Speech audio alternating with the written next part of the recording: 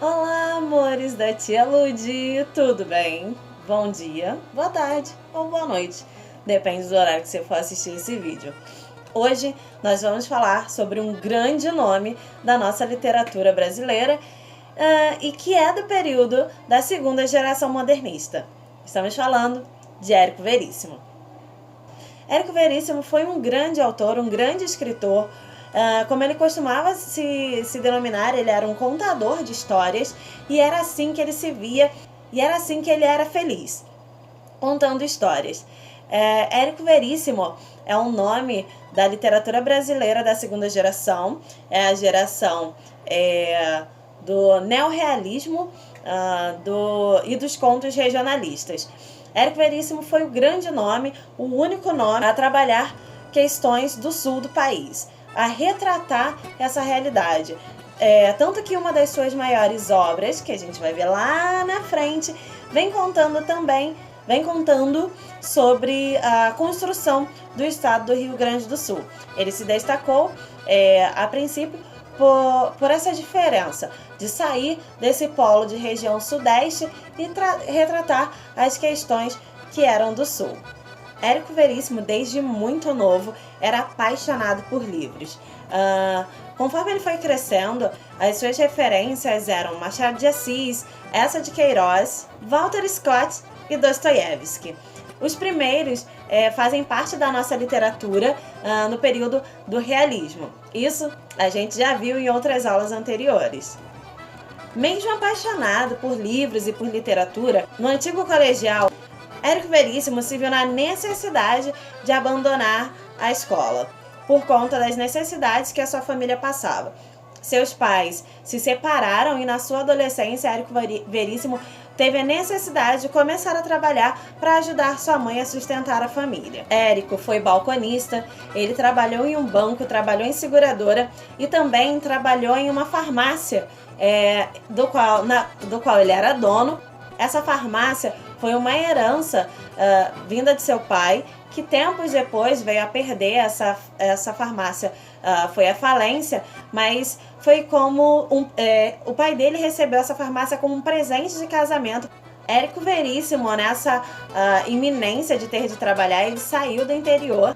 Ele nasceu e cresceu na cidade de Cruz Alta, só que na iminência da falta de emprego ou de oportunidades de conseguir dinheiro, ele se mudou para Porto Alegre. Foi aí que ele começou a ter um maior contato com a literatura e com grandes nomes que o influenciariam a partir de então.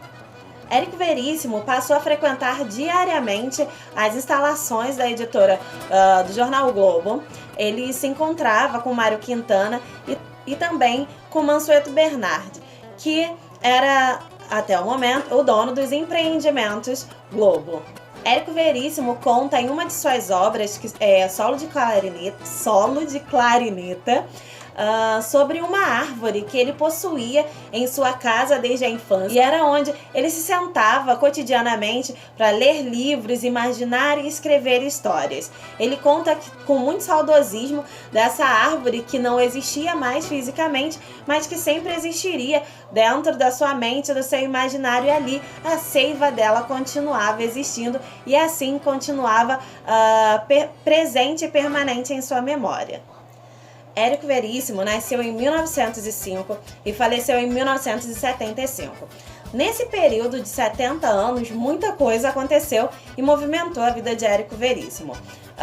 Quando Érico Veríssimo estava perto dos 30 anos, na década de 1930, foi quando ele decidiu que viveria, de fato, da literatura. E ele tinha uma grande motivação para buscar essa fonte de renda. Érico Veríssimo se apaixonou, tinha já pedido a amada em casamento e com isso ele precisaria de ter uma renda, ele precisaria de ter como sustentar a sua vida e a sua família. A sua amada se chamava Mafalda Raufenwoldt.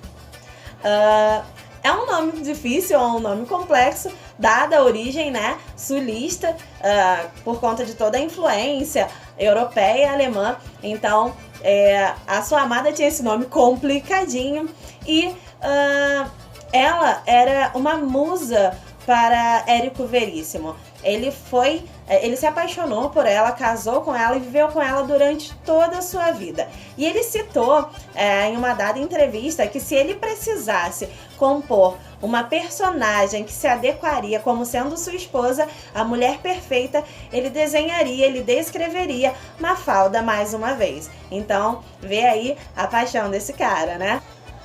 Do casamento de Érico Veríssimo com Mafalda Rauffenvolpe, tiveram 2 filhos.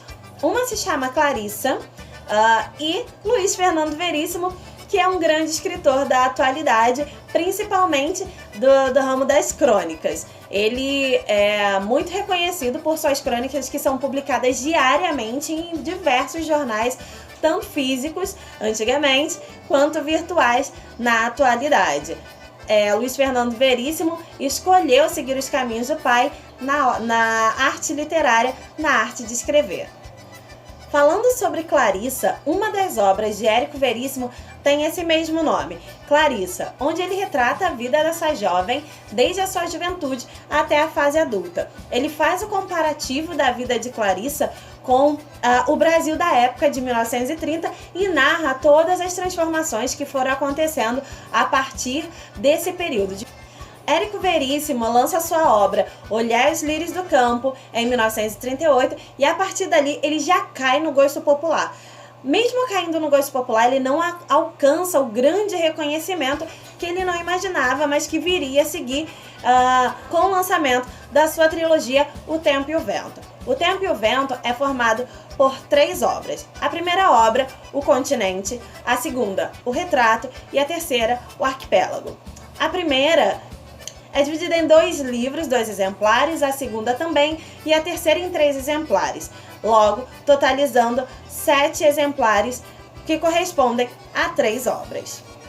Como Érico Veríssimo era um grande contador de histórias, ele também aproveitou seu talento para desenvolver obras da literatura infantil nacional. Além da literatura infantil nacional, que foi de grande prestígio, ele montou também um programa de rádio na época que se chamava Clube dos Três Porquinhos, que era voltado para o público infantil.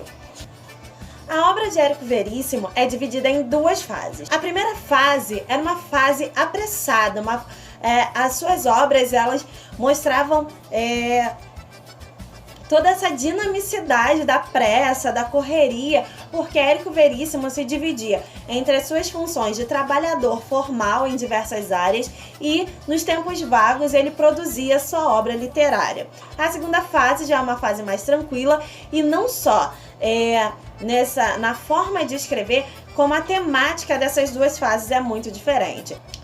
Essa primeira fase, que é uma fase mais corrida, ela apresenta principalmente essa obra Clarissa, que vem mostrando a construção ou o desenvolvimento do país desde o período de ingresso ou de início da ditadura, que finaliza em 1945. Começa em 1930, 29 a 30 e vai a 1945, que se intercala com esse período de segunda geração modernista. Nesse mesmo período, Érico Veríssimo, ele lança uma obra chamada Caminhos Cruzados. Essa obra vem retratando, aparenta muito de um posicionamento comunista, que para a época era visto como uma ameaça, um perigo por conta da ditadura. Ele foi interrogado, ele não chegou a ser preso, mas ele foi interrogado, ele foi questionado com relação ao teor dessa obra, que se chama Caminhos Cruzados, e a partir dali ele mesmo escolheu estar fora do país. Ele foi para os Estados Unidos, ele lecionou por 3 anos na Universidade da Califórnia e também principalmente trabalhando como contador de histórias. A partir daí ele volta para o Brasil e entra na sua segunda fase, que vem tratando sobre o tempo e o vento. O Tempo e o Vento retrata a história de construção do Rio Grande do Sul a partir do descobrimento, que a gente cita hoje como o achamento do Brasil. Então, os 200 anos seguintes de construção do nosso país pela visão sulista, pela visão do Rio Grande do Sul, que foi uma visão que foi abandonada por muito tempo. E Érico Veríssimo, ele traz essa visão de como tudo estava acontecendo. Nessas três obras da trilogia, já que são 3 obras, ele vem retratando cada trecho e a sua dada importância. Na obra O Continente, ele cita 2 famílias importantes, a família Terra e a família Cambará, explicitando exatamente essa construção, como está sendo o desenvolvimento do Rio Grande do Sul nesse primeiro período. A obra O Retrato vem falando sobre esse período de transição do século XIX para século XX até 1915. É um período curto retratado na obra O Retrato. E ele agrega a essa obra a construção do Estado Novo no nosso país.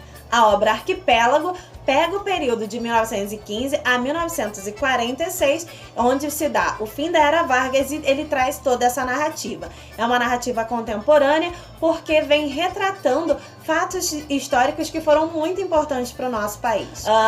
Teve tão grande importância na construção da nossa literatura que ele é reconhecido internacionalmente. Sua obra foi traduzida em 50 países para mais de 40 idiomas, dentre eles o japonês, 2 dialetos alemães, e até na Finlândia há registros de tradução da obra de Érico Veríssimo. Além dessas tão importantes obras, nós temos também Incidente em Antares, que foi publicada em 1971. Incidente em Antares foge à regra do romance regionalista e vem com uma nova visão, uma visão mais ficcional. Vem falando sobre a guerra entre 2 personagens. Conta a história de 2 famílias no interior do Rio Grande do Sul que não se gostavam, não tinham um bom relacionamento.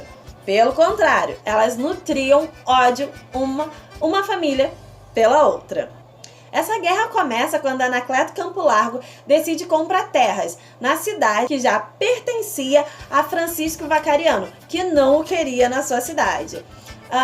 Funcionários entram em greve, tem uma discussão absurda, e nesse período, a partir dessa greve, não só funcionários de bares, de vivendas, de comércios entram em greve, também como escoveiros. E daí que se dá o incidente, que se dá a coisa incomum que acontece em Antares, e a gente vai ver a presença do realismo mágico. Que a partir do momento que os coveiros entram em greve, ninguém mais consegue enterrar seus mortos. Os mortos morrem e ficam por ali, onde faleceram, onde caíram, ou se estavam em casa, ou se caíram na rua, ou se foi um acidente. Eles ficam por ali. De repente, esses mortos começam a ressurgir. Dá-se aí toda a mágica da história. E eles começam a perceber que os vivos têm pendências, e essas pendências são o quê? Segredos que escondem, e os mortos começam a julgar esses vivos, apontar seus defeitos, seus problemas. A greve se encerra porque ninguém quer ser julgado, ninguém quer ser preso por conta dos seus delitos e apontado por mortos. Então, a partir daí, os mortos são enterrados e tudo vai se desenrolando na obra de Acidente em Antares, de Érico Veríssimo. Por fim, Érico Veríssimo, em 1975, decide voltar à sua cidade para visitar a sua antiga casa em Cruz Alta. A partir dali, ele faz um registro. Fala que foi uma visita de saudosismo, com saudade. E depois dessa visita, 40 dias após essa visita, Érico Veríssimo vem a falecer. Ele tem um infarto e é o fim da sua vida nessa terra, mas não uma vida que passa desapercebida. Ele deixa muitas obras, muitos registros e muitas memórias, e uma grande importância para a literatura nacional. Uma das frases de Érico Veríssimo que muito chama a atenção e é muito contemporânea a nós é a que eu vou ler agora. Quando os ventos da mudança sopram, umas pessoas levantam barreiras, outras constroem moinhos de vento. Mais uma vez, muito obrigada a todos, um grande beijo e nos vemos na próxima aula. Ah, eu não poderia deixar de falar uma frase dele também que é muito importante. A vida começa todos os dias.